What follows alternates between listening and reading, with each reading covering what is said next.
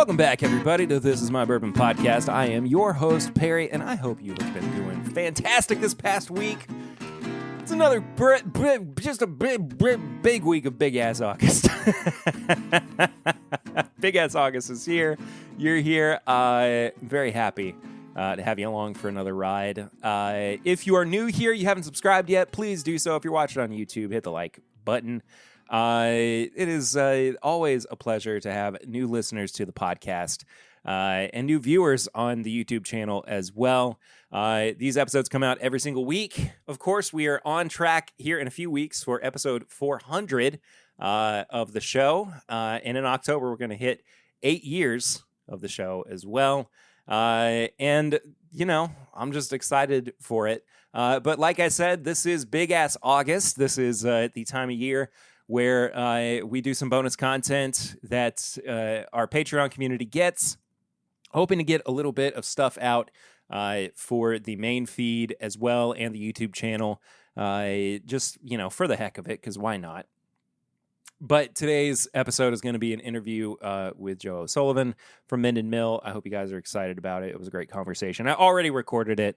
I recorded it as I'm recording the main stuff for the podcast right now. It was yesterday.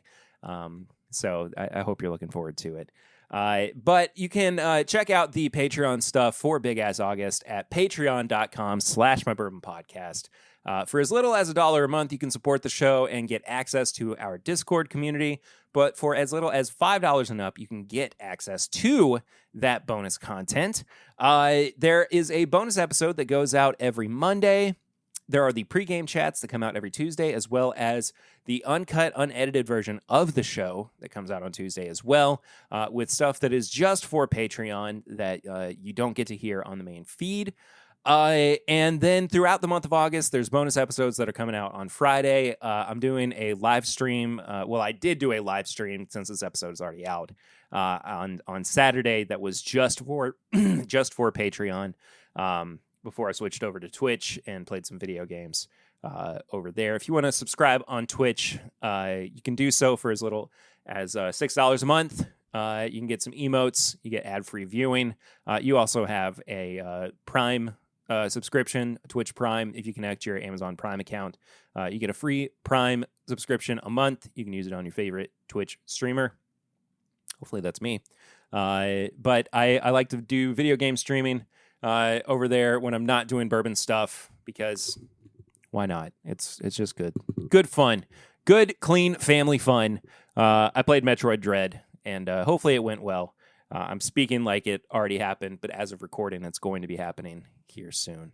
But yes, big ass August. It's just a time to give you all some bonus content for supporting the show, but also for, you know, for me to promote the Patreon a little bit more heavily, because why the heck not? And also, it's my birthday month. My birthday was a couple weeks ago. So, yeah. I normally kick off shows with a segment called Flying Blind, where I try something I've never had before or something that I haven't had in a while and I've kind of forgotten about. And this week, trying a bottle from the guys over at Pursuit. This is their triple mash bourbon. It is the cast strength or barrel proof version of it. I don't know if there is a non-barrel proof edition, but if you're watching the video version, you see that this bottle is about half full. The reasoning behind that is because I am borrowing this from our buddy Chade, My Daily Bourbon. This is 119.8 proof. It's a blend of 3 different mash bills, 78, 10, 12 from Bardstown Bourbon Company. That's a rye bourbon. And 80% corn, 10% rye, and 10% malted barley from their Tennessee distilling partner. And from Finger Lakes Distilling, it's a 70% corn, 20% wheat, and 10% malted barley. Partially because I'd never tried this and I just wanted to see what it was all about, and also because they just opened their new spot on Whiskey Row in Louisville, the guys at Pursuit, which I have not had the chance to go and visit yet. I was going to go this past week to their grand opening. I was not able to, unfortunately. But you can go and visit them in Louisville if you are in town, if you have the chance. And I need to do that. I need to do that. But it says triple mash, and like you could even consider this.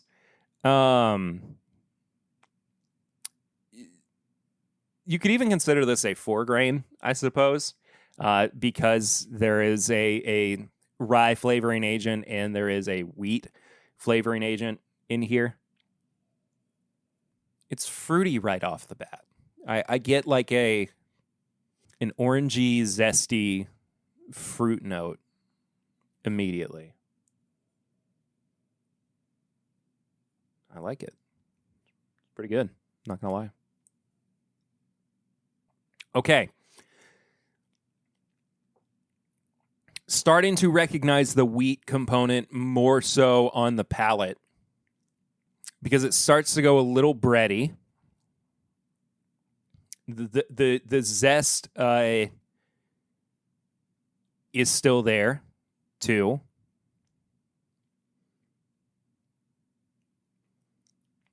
This is really nice.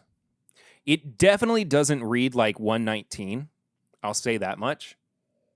Yeah, it drinks way lower proof. Drinks way lower proof than 119. But it's really good.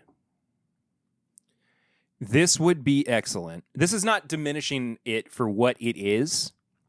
But this would be really excellent in like a higher proof old fashioned. Ooh, even if you smoked it too, I think it would be really good. I really like this. Great pour. I wonder what the proof, or excuse me, not the proof, the price, you dingus. Come on. Come on. We got to be able to say the right words here. Oh, okay. $80. That is a great price, I'll be honest with you.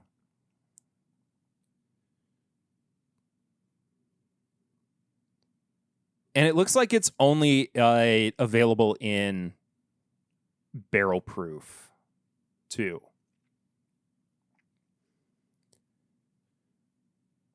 Oh, it just is their barrel proof.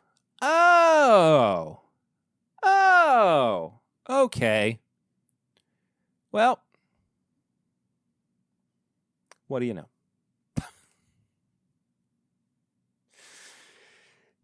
You learn so many new things every day. I'll tell you real quick what I've been drinking so we can get into this interview.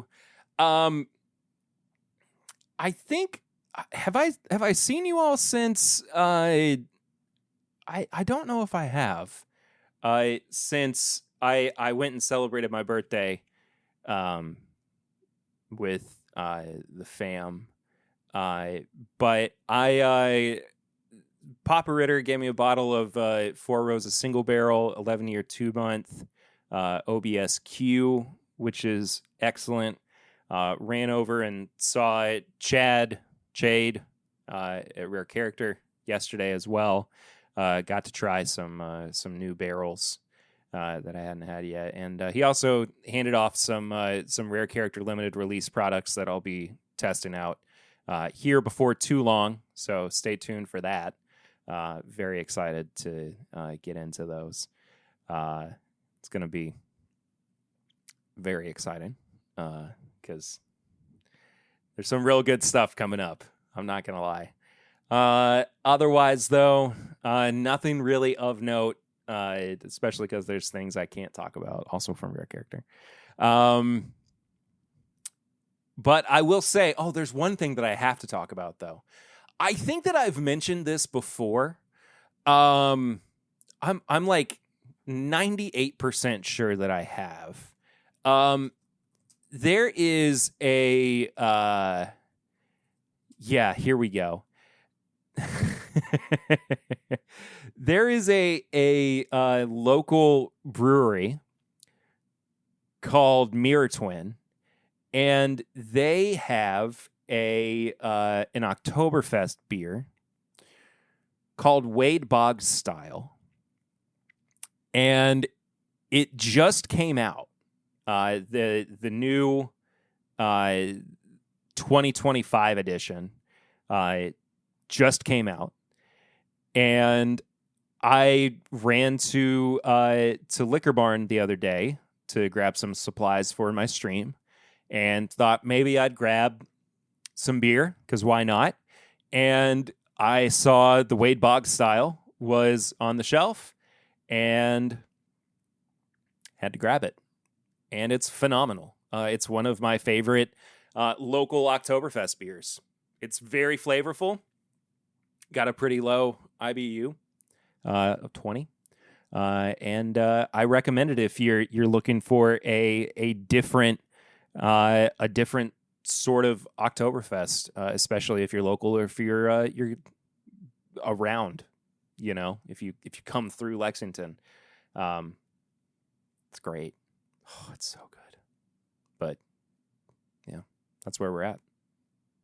Folks, we are welcoming on Joe O'Sullivan from Minden Mill. He is the master distiller from a Nevada distillery, which is the first time that we've had anybody from, I think, well, that's not true. I was about to say from that far out west, but we've had, is it Seth from Broken Barrel on before? So I believe Seth. That's awesome. Yeah. So we're all across the country with folks on the podcast. But Joe, thank you so much for being on. Welcome to the show, man.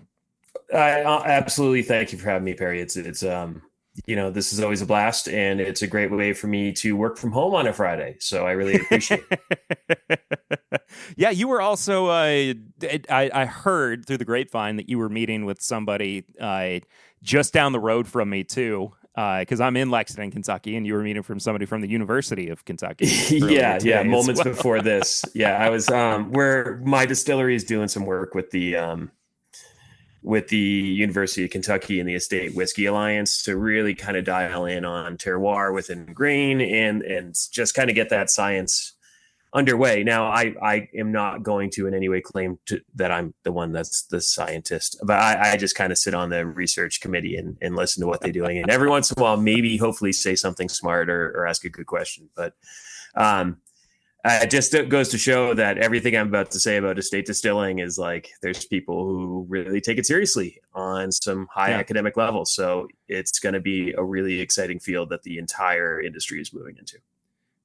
Talk a little bit about, and we're kind of diving right into this, but talk a little bit about your background within distilling, because even though you say that you're not really of a scientific nature, I feel like there is quite a bit of, real experience that you have that would lend people to think that you do actually have something that's, a bit more research based.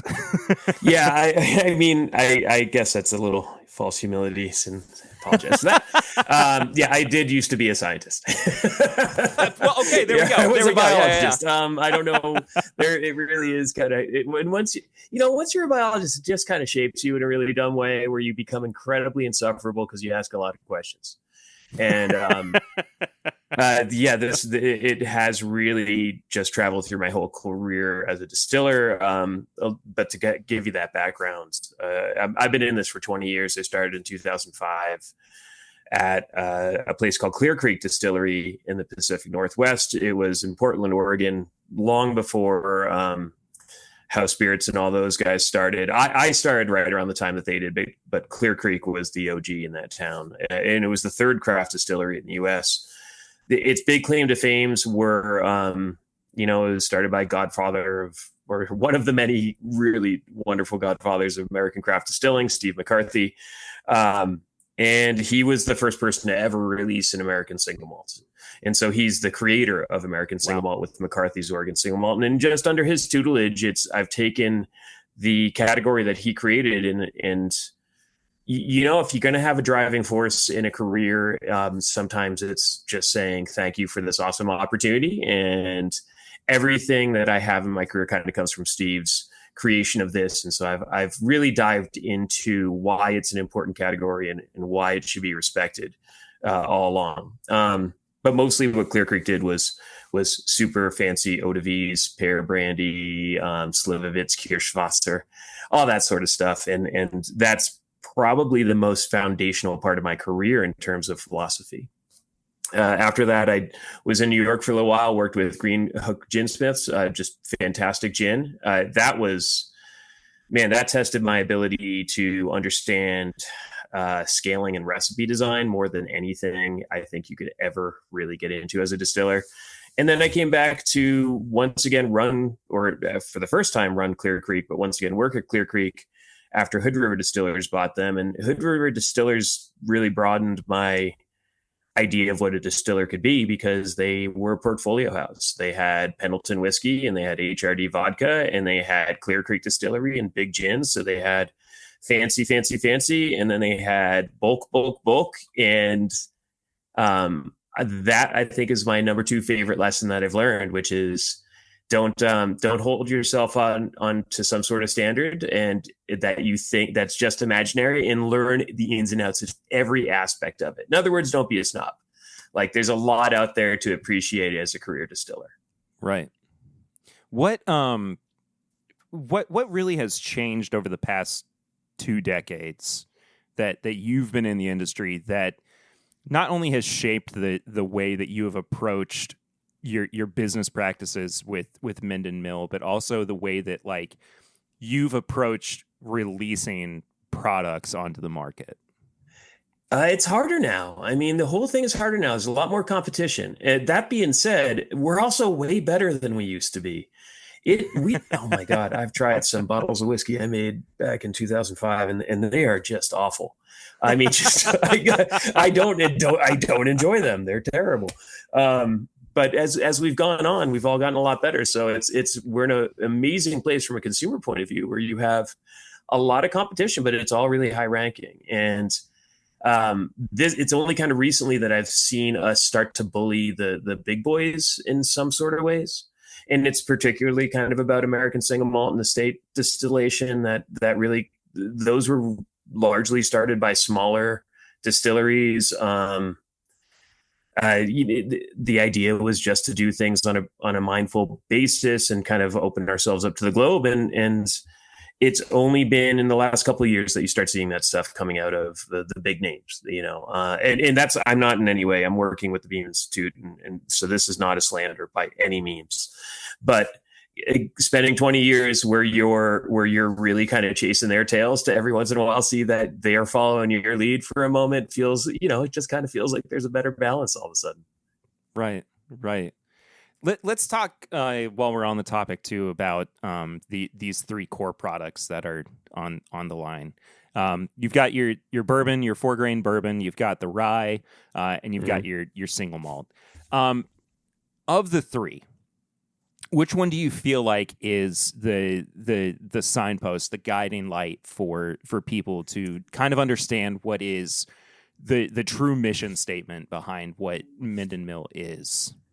I mean, if it's a mission statement about Minden Mill, it's definitely the single malt. The single malt is, I think, the core of what we've done. And I'm going to just take this second when we're talking about production to say, like, I'm here because of a team of really amazing people. And so, like, blending, barreling, distilling, like, these are all things we share. And these are all things that we really work together on. I think that's why the product is so darn good, right? Like, it's full of fruit. It's really rich.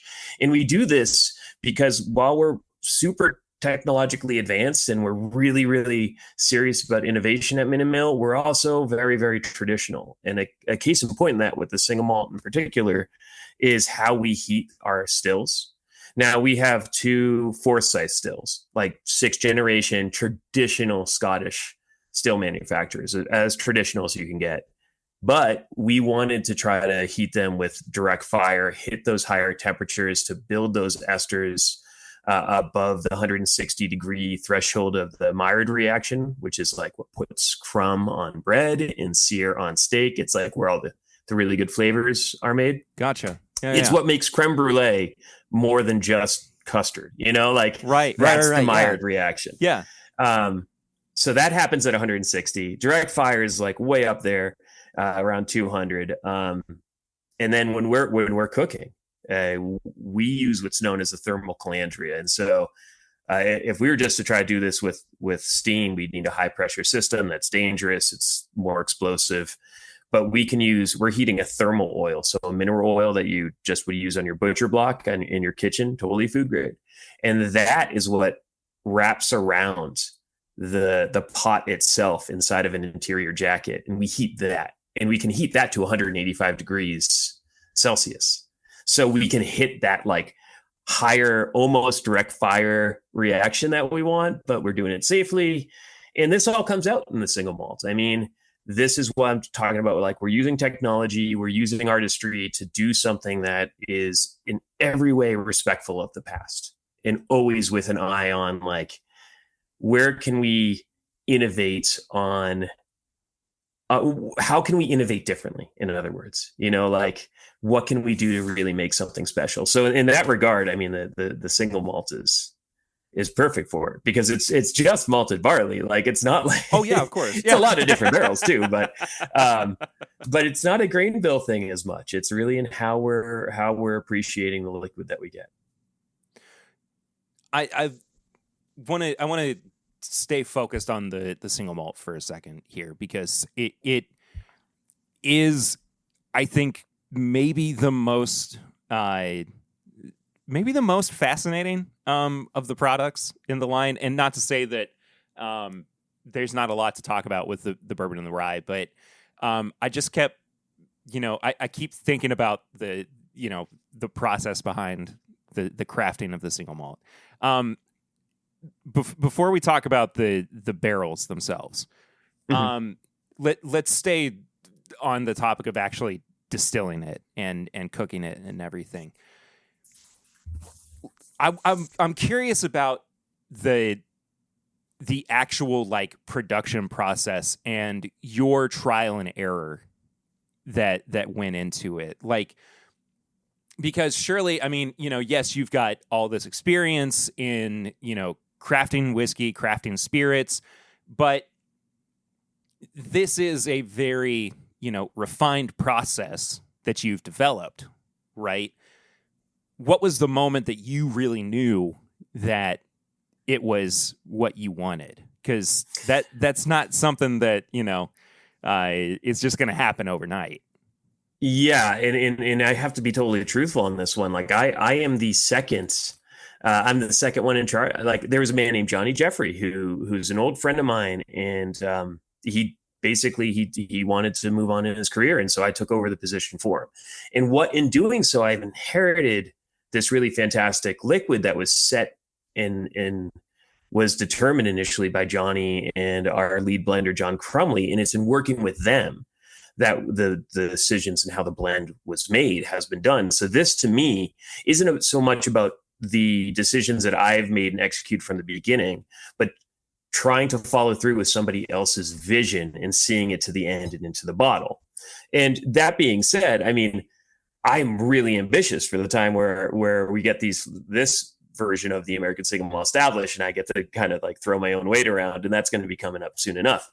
But this is all about trying to, at this point, show the respect for the tradition that I inherited as the distiller. So it has that kind of double-layered effect of things, where I'm looking at the work that was done by people who I massively respect and trying to make sure I can deliver the best on what was already set in motion.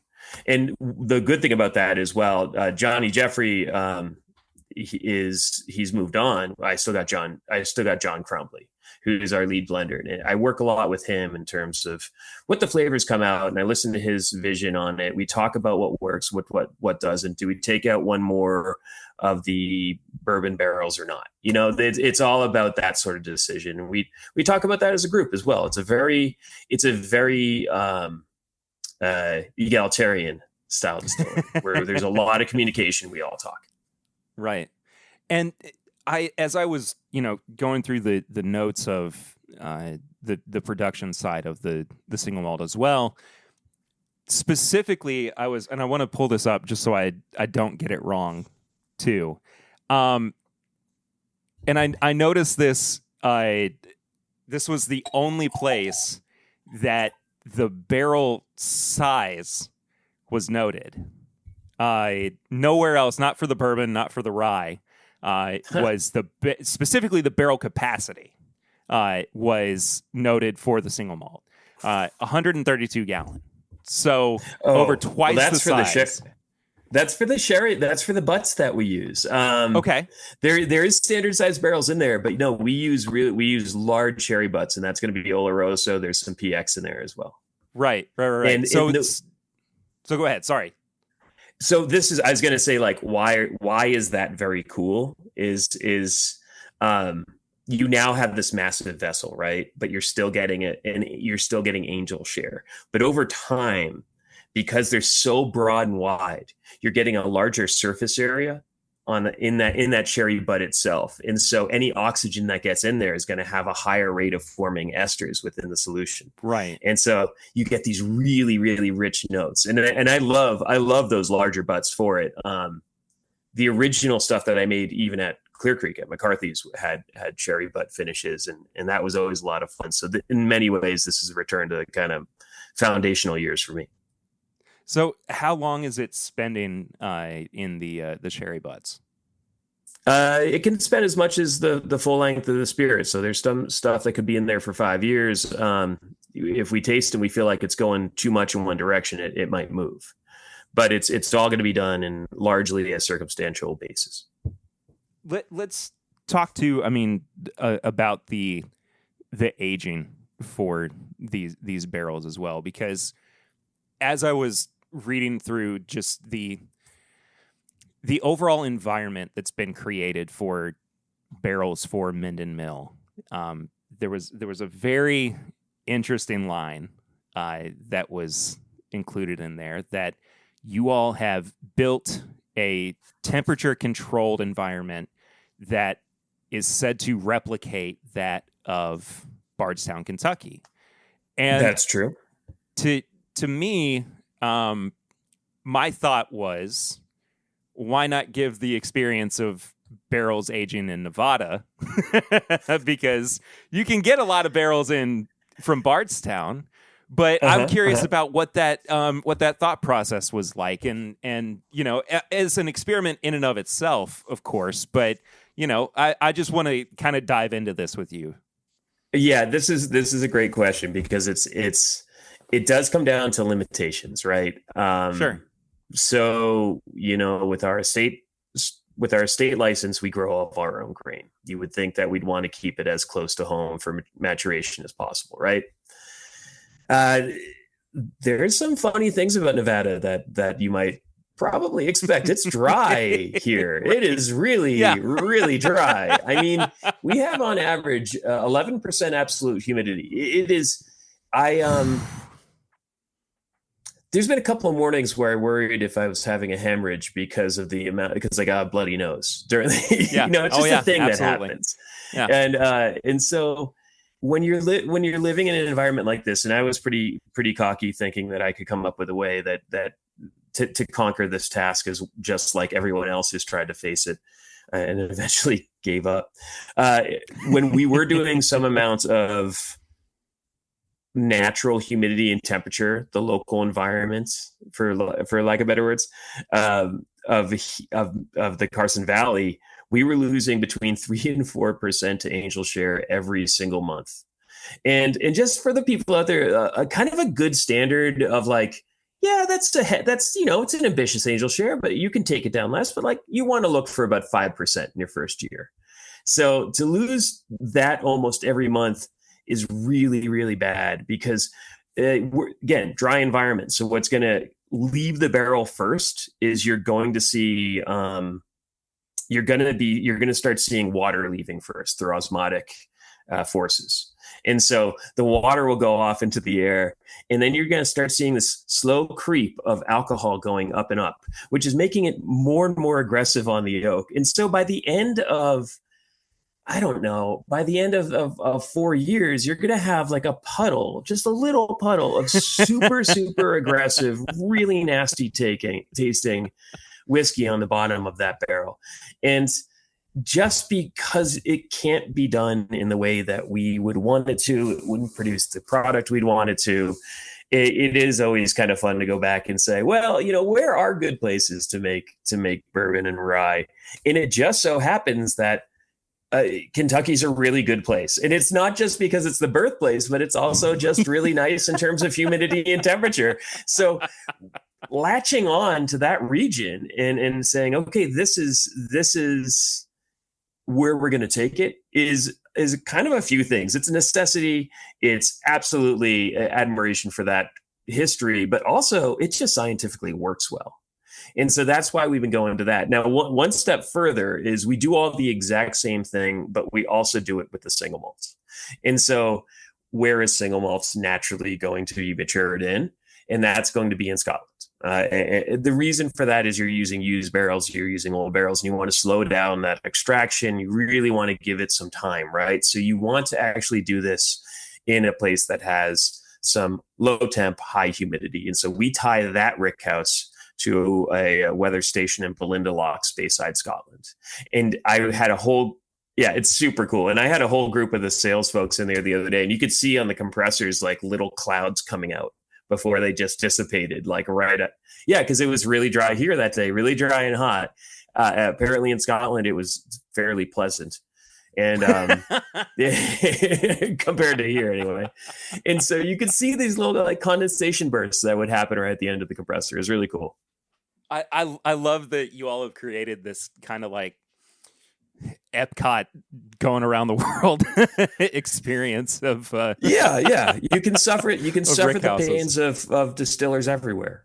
You can go get really hot in Kentucky and you can just get, I don't know, completely. It's really very dark in the one in Scotland. So apparently we got that one right too, because it's pretty gloomy in there.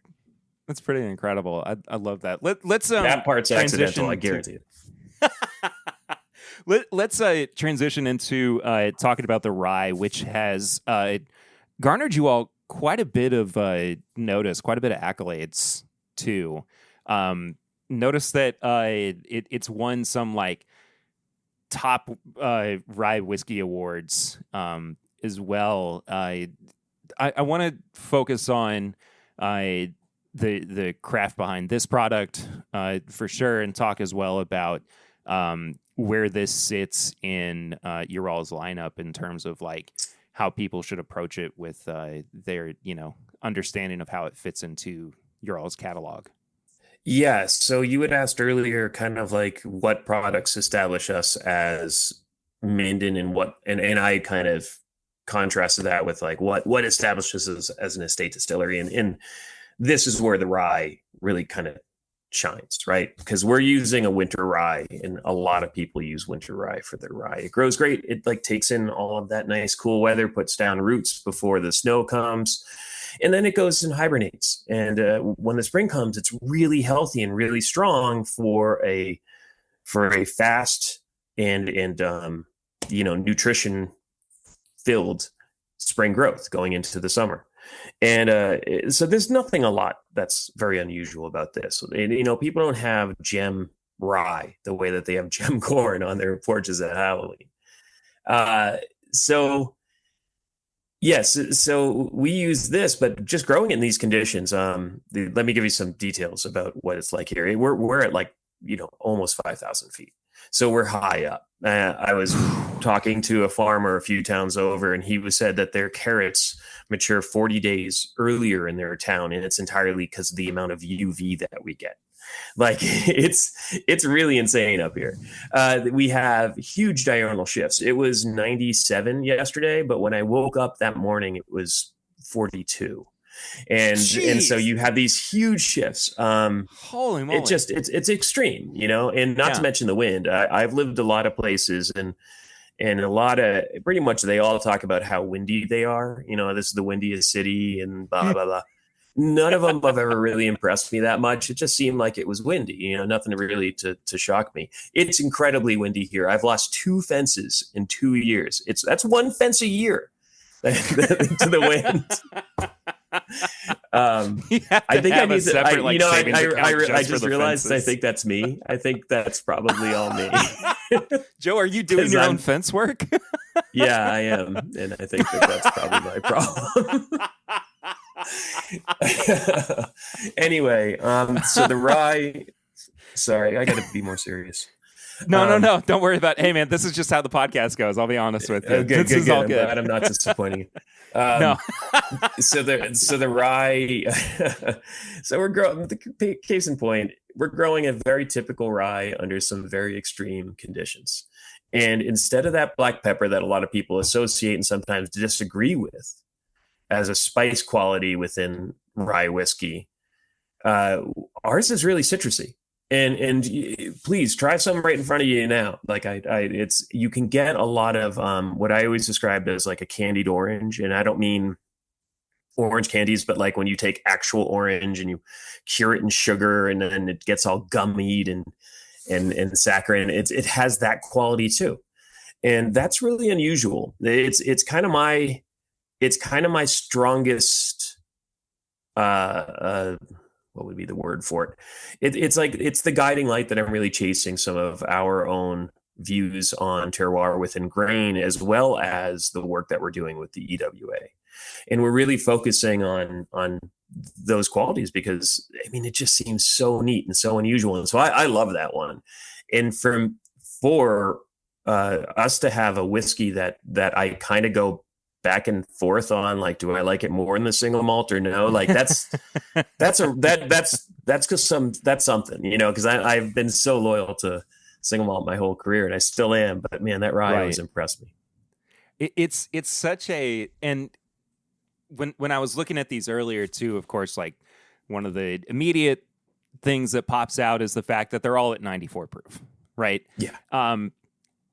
For all of them being at 94 proof, they're still very robust in nature. The one of the things that, you know, when I'm reviewing products that I always try to focus on is, does it feel like there is anything missing, right? Is there a lack of flavor between, you know, nose, palate, finish? And it seems like it just is a very complete package. Like it just delivers, like it sits very comfortably at 94 proof. It just has a very inviting, easy to drink, but still, you know, drinks above its weight class, I think, in nature, at 94. Overall, I've said a few times that our products really punch above its price. You know, like I'm really Definitely. Happy with that, and the fact that they are so strong and robust. And again, I mean, I know there's a lot of people out there that probably assume it's just me, but we have such a damn good team here. You know, like it's just the way it is. You get this many people working hard. Like I don't have to worry too much. I get to really just kind of see the whole process coming together and do my part to guide it. And we have really good quality grain. I think growing it itself really matters because we're not buying commodity grain. You know, we're getting it from someplace different. So it's going to offer different flavors to it. We have incredible barrels. The barrels we're working with is Siggy Monroe. I always had an N in there. I still think I say it wrong. I don't know. But I love their work, and these are all 36-month air dried staves. Which, if you had to ever, you know, gun to head, tell me what matters most in whiskey, it's going to be the cooperage, and not just the cooperage, but the conditions and how they cure their staves. That very first step in making the barrel is by far, in my opinion, the most important one. And it's just time and patience, you know. So all of it just comes from from getting good materials and like I've said throughout my career, getting out of the way. Joe, let's of course transition into talking about the bourbon, which you know, this is my bourbon podcast. We have to spend a fair amount of time focusing on this. This to me is probably the most perplexing is not the right word, because 4 grains definitely, of course, are a staple in bourbon. But you don't normally see oats in a lot of mash bills. I want to know kind of the behind the scenes of the development behind this mash bill. And how did this become where y'all landed on, all right, on the product? 4 grain, really fun and exciting, right? Everyone likes as distillers, like I like a 4 grain a lot. It just adds more more depth. Oats absolutely gives it just like an amazing mouthfeel, a softness that you can't get any other way. Boy, does that contribute some really nice things. Wheat can do the very same thing, but oats just kind of had its own quality. But most importantly is the one that you didn't mention, which is there's also rye. We've got to have some rye. We love our rye. It's very high rye as well, 20% rye. 20%, yeah. And then, but the 60%, I think what matters the most is actually the type of corn we're using, which is an earth tones corn. And this is what's known as an heirloom corn. So think of an Indian corn. It's just lots of different colors. It's a jewel corn. And gotcha. If you take one of these right off the cob and you take a yellow dent and or a sweet corn, you can bite into that sweet corn and it tastes nice. It's better if you cook it, but it still has it's still a somewhat enjoyable, if not slightly hard to eat experience. But if you take one of these earth tones and you bite into it, it's like biting into an uncooked potato or just a big thing of chalk. It is. Sure. It's really, really, really dry and really loaded with anthocyanins, carotenoids, all of these color agents that change the exterior of the corn. And all of that has flavor to it. All of it does. This is the sort of corn that they make into masa, not into fuel ethanol. Right. This is cooking corn. And so by using these more interesting corns, you get really cool notes. And so the one we always harbor back to on the bourbon is going to be cherry cola. And if you give it a little bit of the taste, if you're out there as a listener, cherry cola is the center of this, and that's going to be coming from the corn itself. I want to ask too about because you brought up the cooking of the corn itself. Were there any challenges in actually cooking the corn itself to get into the mashing process? Was there anything, because what a lot of people don't know or might not be as aware of is when you go into the mashing process, it's not a 1-to-1 between different grains. There's different grains that are stickier. There's different grains that require different temperatures, of course, as we were talking about with the barley. So I'm just curious if this one in particular gave any sort of challenge to you all. God bless enzymes, all of them. I love enzymes. There we go. Big old jugs of enzymes. I think it's been something that always gets a little worked on. There's always some, you're doing okay when you find new frustrations. If it's just kind of, we feel that we're getting too much protein, not enough starch, how do we break that up? It really comes down to, more than anything else, the enzymes that we add in.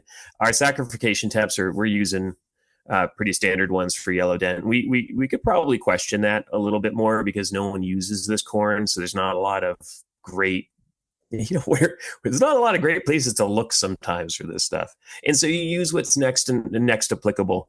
But the majority of it has been kind of figuring out what the enzyme dosing should be and what it's going to be. That the typical terrible moments come from any sort of just machine breaking down the hopper that mixes in the water and the flour going into the mash tun. The other day just decided to take a big old dump, and huge dough balls, right? Massive dough balls just floating around the thing. And those are going to clog up everything in the works. But we managed to, our head distiller, our distilling manager, Bryce, managed to find just the right concoction of bugs that would break it up if we cooked it long enough. So in the end, it was a success. But that's where the problems really lie with grain more than anything else. Sure. So overall, I mean, it's corn. It's yeah. It was. I mean, it was overall. It's more it's predictable challenges. None of that surprises me. What is when you're looking at expanding the line of products, what do you all have in mind as, like, not necessarily, because I'm not trying to necessarily break news or pry too far, but like even if a pie in the sky kind of idea for what might be next for you all, what's something that you would like to have added to the Minden Mill line? Oh yeah, I have a one project that's so personal to me that I kind of don't want to talk about it too much yet. Of course, you don't have somebody else doing it. Of course, yeah. But no, it's a kind of lead towards it. I mean, on a personal level, I want to continue working not within or not exclusively within American Single Malt, but Single Malt on a larger level. So I want to try to broaden the American footprint as to more international collaborations. That's my personal stuff, and sure. I have this path that's in my mind that I want to set out for it. But we got some work to do in just kind of getting the standard production going first. So that's long term on. Sorry, you were also one of the pioneers of getting American Single Malt recognized on like a national level as a brand too, or not? Yeah, brand, I mean, like I was product, right. Yeah, I've been a member of the American Single Malt Whiskey Commission for some time. I mean, all that work really goes down to the 11 founding distilleries and certainly Steve Hawley. But I'm proud to say I feel like I've made my contribution too. Yeah, I mean, I think that's something that I want to focus on just outside of Minden Mill for a second as well, because please, there has been some discussion as American Single Malt has been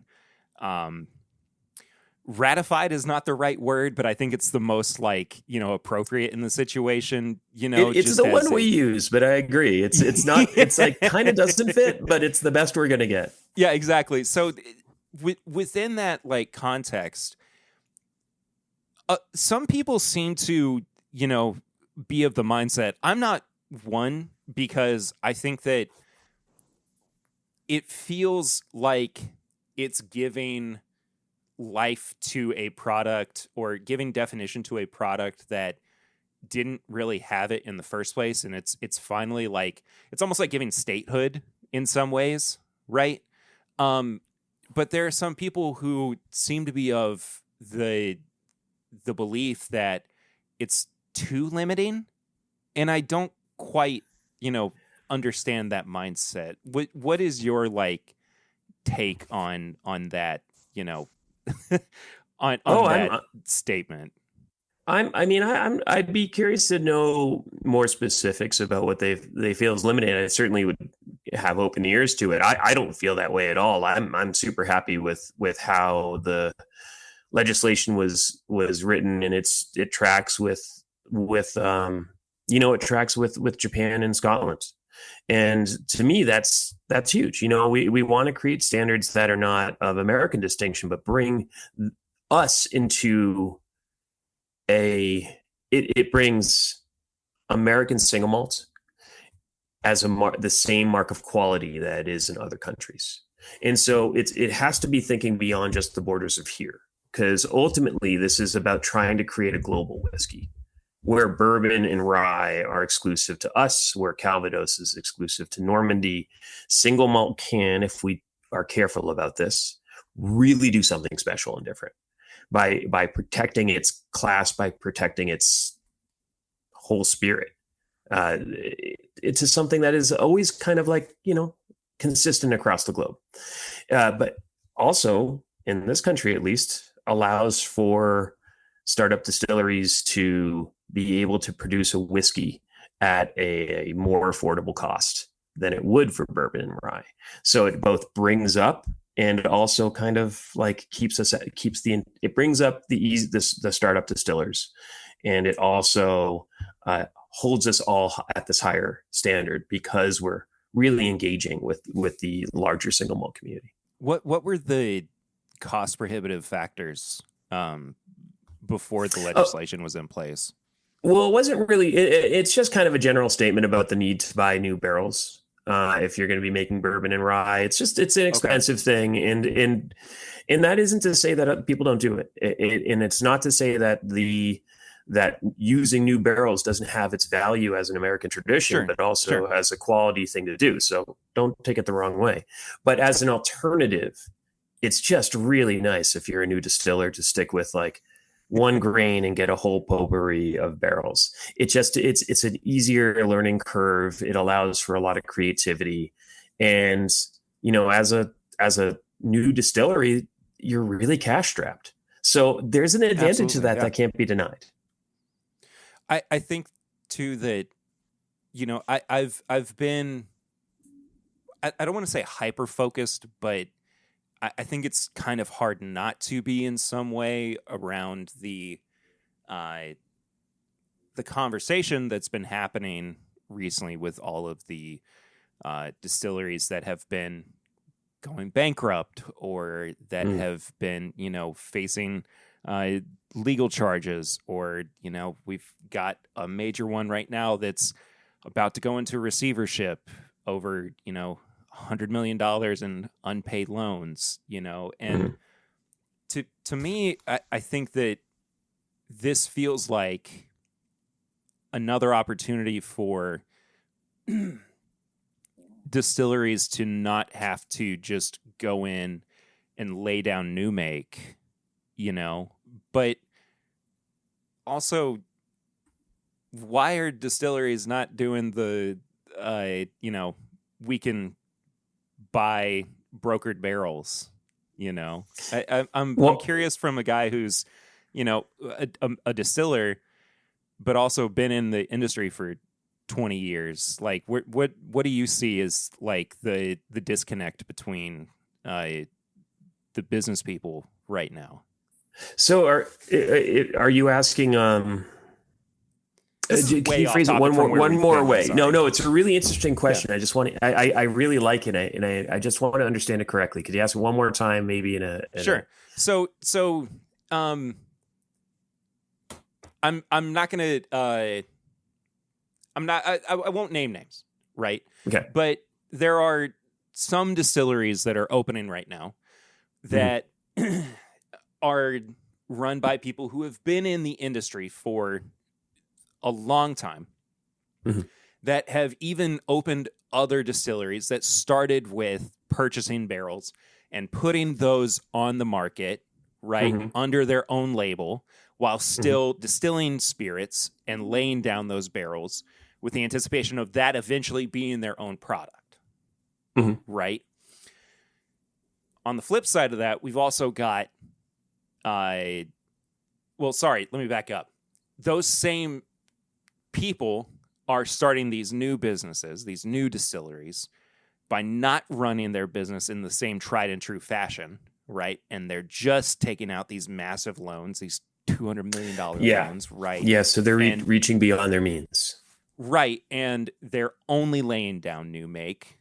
They're only taking in these, investments. And they're not immediately going to market with product, whether it's, neutral grain spirits, whether it's, stuff like that, right? But then we've also got these new distilleries that are coming out real hot, and they're just selling barrels that may or may not have actually been produced to new clients. Yeah. Right. And then we've got rick houses of inventory that are sitting there. And so when legal action hits, nobody knows what to do with those barrels, right? Yeah. Who owns them? Yeah. Is it the distillery, or is it the people that they've brokered the barrels to, right? So from somebody who has been in the industry for as long as you have, why have we seen such a shift in business operations recently? I'm just curious, like, because I haven't talked to anybody about this outside of like the people who like, outside of like content creators, or those of us who just buy bottles. Yeah. Right. Yeah. Because we operate from the outside in, I guess. So if I understand correctly, it's kind of like in the past, you used to be able to really start something good but you were financially prudent by starting off this kind of like early purchased version of your brand, and then it's slowly evolving into what you are now. Right. But then you have all these Bullet. other folks that are taking bigger risks, right? Yeah. And so why don't people go to the old model? Yeah. I have no idea. I can't. I mean, Yeah, I mean, this fair. is the thing. I make no qualms about it. I've definitely helped design and designed mass market stuff that is sourced and then finished in unique ways. Like that's, and it's fun. It's a fun set of projects to have. Like there ain't nothing wrong with it. And I really think that people should embrace that a little bit more. Now, I don't think you always have to call it your own. Like, I think you can use that to fund what you got going on. And then like, great example when I loved working the Trails End program at Hood River Distillers. Yeah. Because it made good money. It was a ton of fun. It was sourced, but it was still very well controlled. Like me and Caitlin Bartlemay, who I worked there with there, and you need to get her on your podcast. Do you understand? I'd love to have her on. Yeah. I'll sure. put you guys in touch. When we were working on that together, it was just a blast. Really enjoyed it. And it certainly was easier to sell than McCarthy's, which was a peated American single malt. Yeah. And so you can kind of use one to fund the other. And there is something kind of great about having two brands to back, because it kind of allows you to every once in a while time out and switch your perspective again. Now, is there a risk in the double the work you have to put into growing two brands? Absolutely. Sure. But nothing's to be said about no one's guaranteeing that your homemade stuff is going to be that good. And it does take time to figure that out. So like, I don't know. I think that it's a lot of fun. I think that there is a stigma attached to it, unfortunately, to sourcing, which I don't agree with at all. I think there's lots of ways to be authentically creative within that world as well. I don't know. I'm not entirely sure. I do wish more people kind of thought of all the fun they could have if they just kind of had a little less control and worked with fewer tools. Well, I think what's interesting about what might be considered, the negative stigma around sourcing is how insanely low the barrier to entry is at the moment. 2020, we were seeing barrels that were not even 2 or 3 years old going for $5,000 to $7,500, right? But now you're getting 4-year-old to 7-year-old barrels for $2,000 to $3,000, and it's like the investors are. It just kind of feels like they're not making the right moves, and it's just a one mistake after another. But at the same time, with the market correction, with the sales that we're seeing, the projections of sales and everything readjusting to where they was supposed to be, post pandemic and everything. I mean, you can't predict it and whatnot. But anyway, sorry, this is so far off topic from where we were. No, this is some deep cuts, and I am enjoying it. Don't worry at all. This is. I think the joy has left the room. We're talking about whiskey gluts and people making bad business decisions, as if I have an MBA. I'm still enjoying the conversation. I hope people are too. No. Get into the nitty gritty of it, but to me, it makes a lot of sense to kind of explore these different models, and there's really interesting paths to success in either one, and there's some real pitfalls in both of them. So, I mean, it's everything in every market is a pendulum swing, and when we're in a moment where bourbon is cheap and people are course correcting in their own darn way, I guess I always tried to play it a little bit more like cover my whole ass type approach to distilling. Not just so I kind of, I'm gonna the whole thing, man. So that's kind of why I say do both, like really reach out there and spend a little time doing both. But you gotta keep the lights on. You gotta keep your people employed. And that's a big part of it. So within the confines of this conversation, this topic of conversation, I suppose we'll bring it back to Minden Mill, of course. Mm-hmm. It's tough, of course, to look at, the market as it stands and, trying to consider what real growth might be for even a somewhat smaller brand. But for you and for Minden Mill as a company, as a distillery, what does like real meaningful growth look like for Minden Mill? Are you asking on an emotional way for myself or in a business way for the company? Because those are two different things, and they have two different answers. I would like to. I mean, I think both answers are appropriate here. Okay. On an emotional level, honestly, real growth for Minden to me is about the community understanding the work that we're putting into our product, and I mean the immediate community, like the people of Northern Nevada, that we want them to come by. We're working a lot. We have a skeleton crew, so maybe like we're not always the best at maybe we're always a little overworked and tired. But like, heck, man, like we got a great group of folks, and real success at Minden with me would be the community taking pride in what we do, what we do right in their town.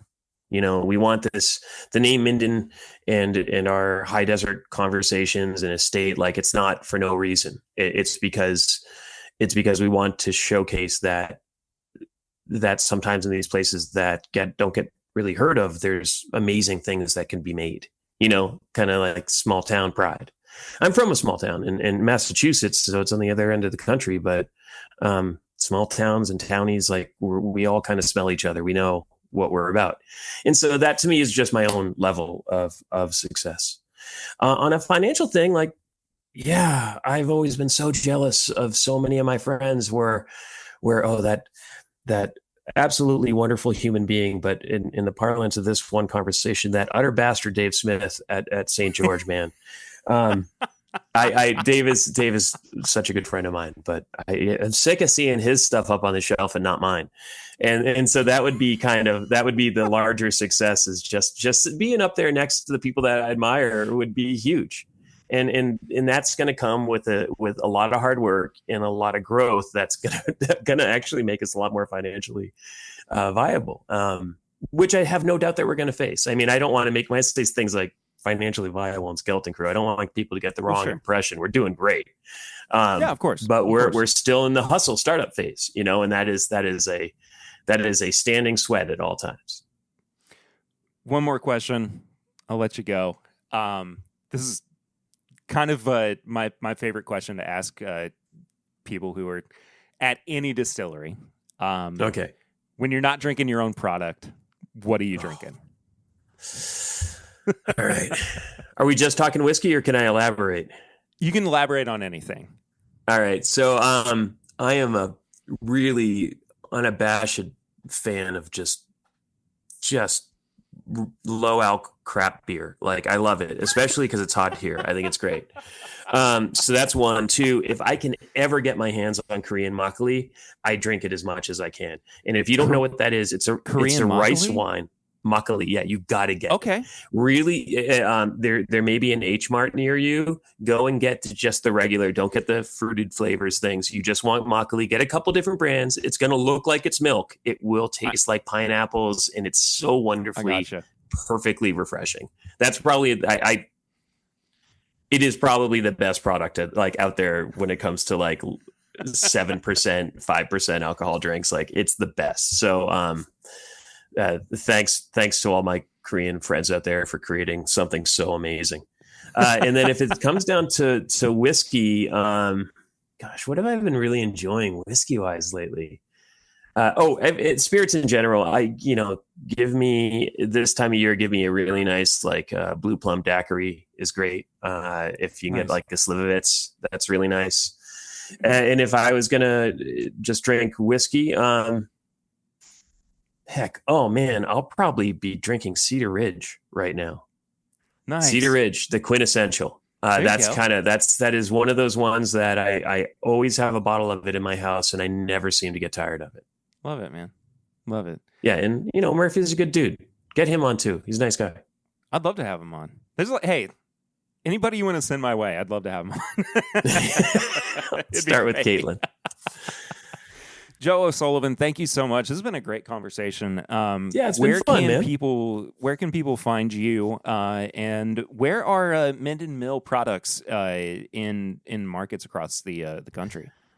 Oh man, so we're in about a half a dozen states we're in about a dozen states at the moment. That's going to be Florida, New York, Massachusetts, Illinois, Oregon, Nevada, California. I think that. Oh, nope. I think that's about it for now. Oh, Michigan.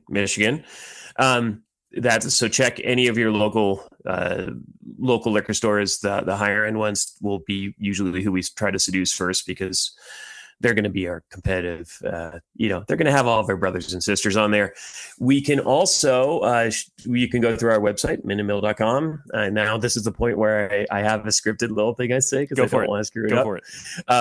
We do not ship to Alabama, Alaska, Arkansas, Delaware, Hawaii, Mississippi, Oregon, South Dakota, Utah, West Virginia, Massachusetts, and Texas are only certain zip codes. And I am supposed to say shipping to most states is legal. and you can confirm your area by zip code at checkout on Flappy.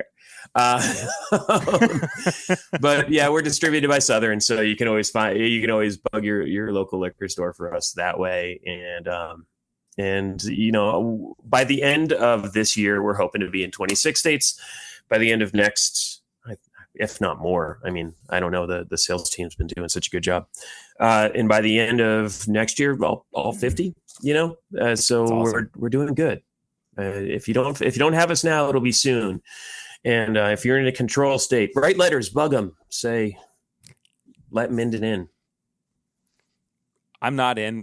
Kentucky's not a control state for whatever reason. I know. I don't know if are we. Have you seen us? Are we in Kentucky yet? I don't think so. I don't think so Oddly either. Enough. Yeah. I'm having, I'll put it this way: it's happening so fast. I'm having a hard time keeping up with it. So it was easier when he only had to remember 4 states. Joe, thank you so much, buddy. I appreciate it. This has been a great thanks, time. Perry. Cheers. My pleasure. My thanks again to Joe O'Sullivan for being on the podcast. Truly just a wonderful interview, and a wonderful person to interview as well. And I can't wait to have him back on the show sometime soon. I don't know when. I mean, we kind of talked about everything that you could possibly have talked about with with Minden Mill at this point. But at this point, it is time for us to move into a segment of the show known as Barrel Rings. It is a portion of the show that you can be a part of by calling and leaving a voicemail or texting and leaving a text message, I guess.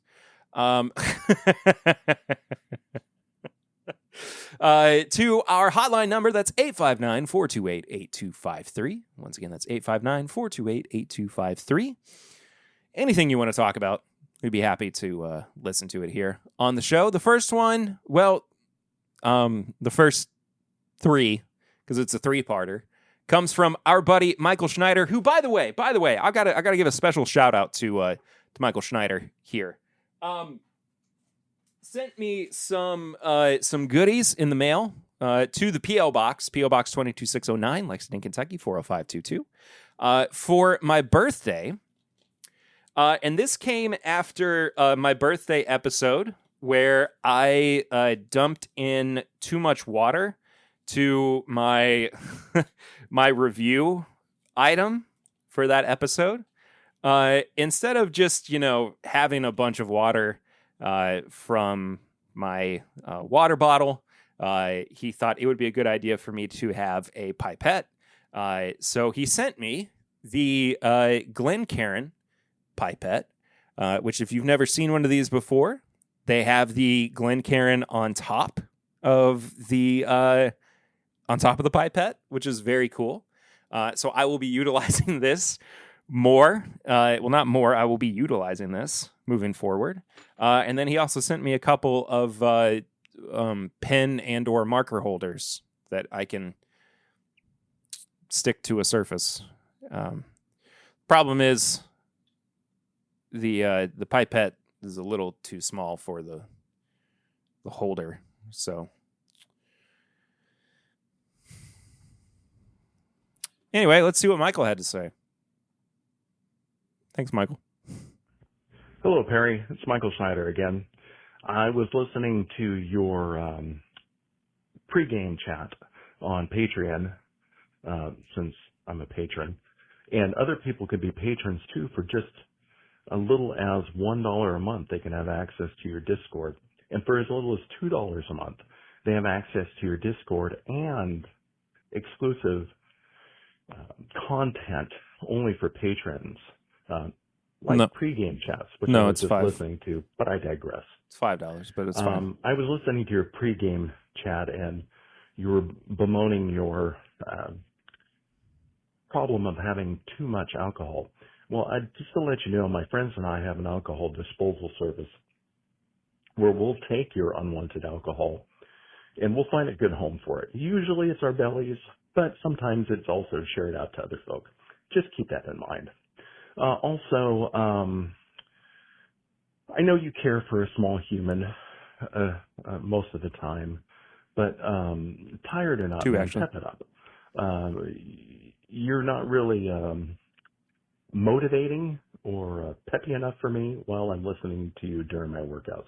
Anyhow, just a suggestion. Love the content. Love ya. Have a good day.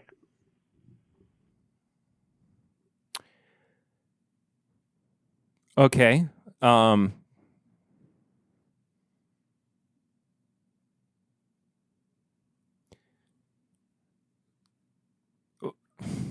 Michael's also left 2 other voicemails, so let's see what the second one is.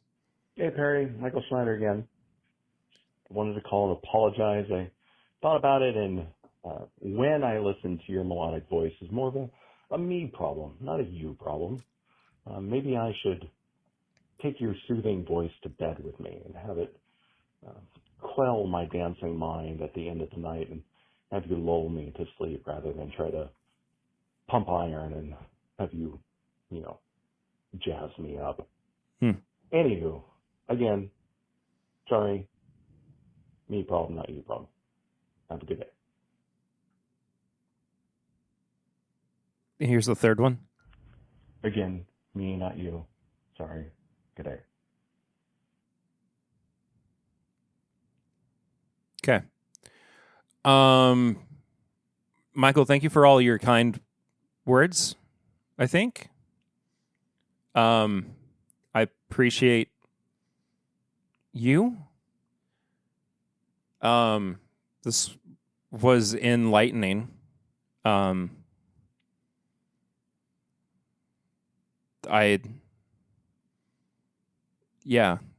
Thank you for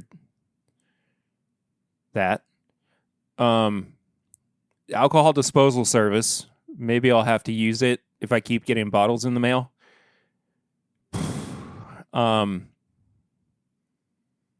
You want me to be more motivating?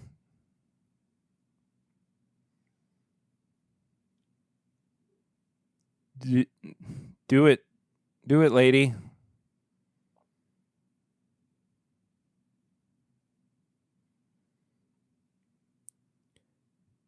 Anyway, I think we have Chad next. Okay, I was fooled because I forgot there was an intro, and I said, you guys know I was shouting, I'm just raining a fuck ton right now. Yes, Harry, I'm taking Eric's place on fuck with a fuck ton of rain. That's the only reason I called.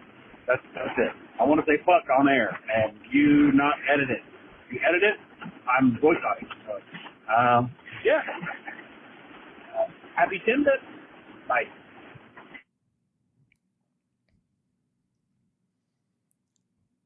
Okay. He also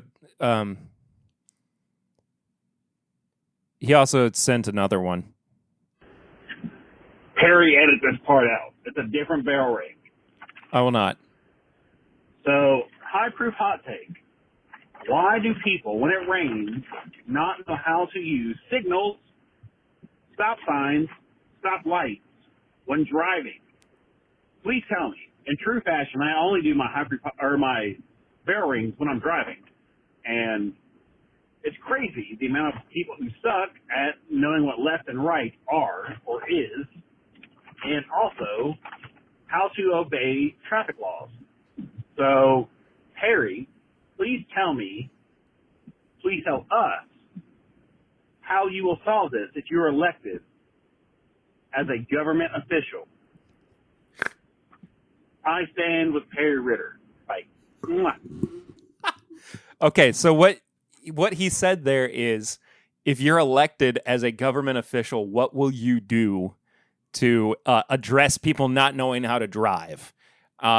I will. Here's what my plan is for people who forget how to use basic driving functions in a rainy environment. Okay, so what we're gonna have to do is we're gonna have to overhaul the driving system from the inside out, right? So what we're going to have to start with is a system that punishes you as a driver if you don't use your turn signals while it's raining. There's going to be a two-part system to this to how you're going to get punished, right? So first and foremost, there's going to be a sensor on the outside of your car that identifies when there is rain that is hitting your vehicle. While there is precipitation hitting your vehicle, a sensor will activate on your steering wheel that if you are shifting lanes and your turn signal, or if you're turning, is not activated, a small jolt of electricity will be sent into your hands. If you, this is a foolproof plan, by the way, if you continue to not activate your turn signal over and over and over again, higher volts of electricity will be continued to send to your hands and through other parts of your body. So if you build up resistance to your hands being shot with jolts of electricity, then it will move to your feet. Yes, I can see a problem there with your shoes. If your feet don't work, then it'll be your butt. Just so you eventually learn to use your daggum turn signal, whether you are shifting lanes or you are turning. There will also be a cap on the amount of swears you can use at other people. And if you exceed, say, 10 in a 5-minute period, your car will just completely shut down and move you over to the shoulder, in which case your car will not be active for at least 20 to 30 minutes, and you will have to listen to David Gray's Babylon on repeat until you have either learned your lesson or your time is up. Those are my proposals. Again, they are foolproof. I don't think that there's anything that can be said against them. I hope I have earned your vote, and I look forward to seeing you on the campaign trail.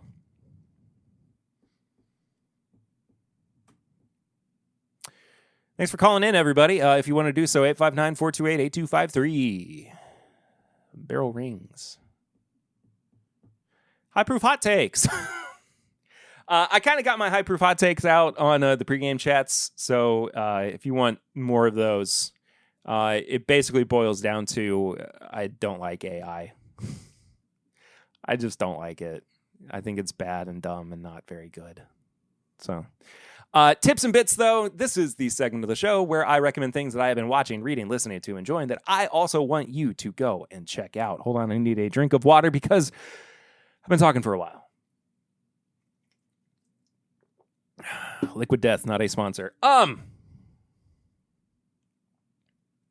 finally got around to watching Superman. Now, first of all, if you're a longtime listener, viewer of the show, you know that I am a superhero fan in general, not just like superhero movies, but superhero comics as well. It's just part of my being. And I don't get the chance to go to the theaters to see new superhero movies as often as I used to. Work, kids, all that stuff. And so as soon as I knew that it was going to be on digital, I pre-ordered it. And I got up Friday morning for work, and I work from home, and I put it on. And I gotta be honest with you, it's not a perfect movie, but it might be the best interpretation of Superman we have ever gotten. And it was funny, it was intense, it was beautiful, it was full of heart, and I mean, there were multiple instances where I just straight up cried. I just cried. And I loved it. I really did. And I can't wait to watch it again. And again, and again, and again. So, watch Superman. Please. I think that, you know, it's going to be a huge step in the right direction for DC movies. And I really, really am looking forward to what's next from James Gunn in the DCU. So that's all I'm going to say about that. It's been a long episode. I appreciate you all sticking with it. Support the show on Patreon if you're not already. Patreon.com/mybourbonpodcast. Get some bonus episodes, some other perks. Follow the show on social media at mybourbonpod. Get some merch and apparel at bourbonshop.threadless.com. You can send questions or comments to thisismybourbonshop@gmail.com. You can leave a 5-star rating and review on your podcast app of choice. It's a great way to get other people finding out about the show. The best way to get other people to find out about the show is tell your friends about it, though. Word of mouth, of course, is crucial to growing the show. You can also send stuff to the P.O. Box, P.O. Box 22609, Lexington, Kentucky, 40522. And then I think that's it. Do I have anything else I have to do? Let me run through. No, that's it. Next week, I am extremely excited to be welcoming another guest onto the show. It's not just for an interview, it's for the whole episode. It is my new friend Chuck from the show Appalachia. We're going to be talking about a lot of stuff, and I think you're going to really enjoy the conversation.